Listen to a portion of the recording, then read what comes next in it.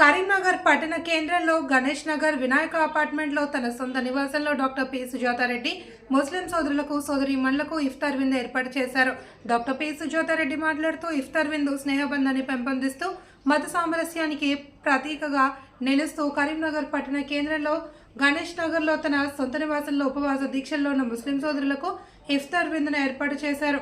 మత సామరస్యానికి ప్రతీకగా నిలుస్తాయని, గంగా జమున తహజీబ్కు ప్రతిరూపంగా మారతాయని, కుల మతాలకు అతీతంగా హిందూ ముస్లిం సోదర సోదరి భావంతో ప్రజలందరూ కలిసిమెలిసి ఉండాలి అని, ఒకరి పండుగలకు ఒకరు గౌరవించుకోవాలి అని డాక్టర్ పి సుజాతారెడ్డి సందర్భంగా తెలియజేశారు.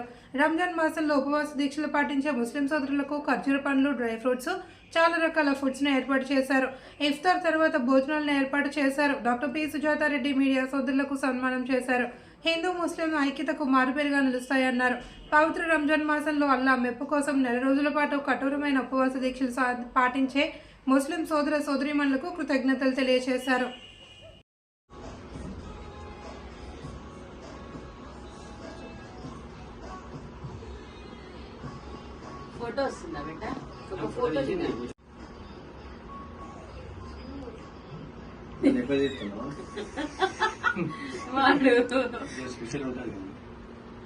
ఇంతకుముందు వచ్చినప్పుడు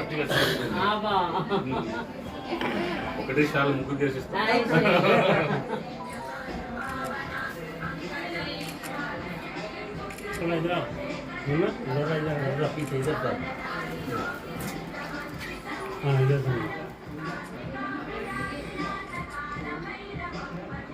ఎటు చూడాలో చెప్పండి.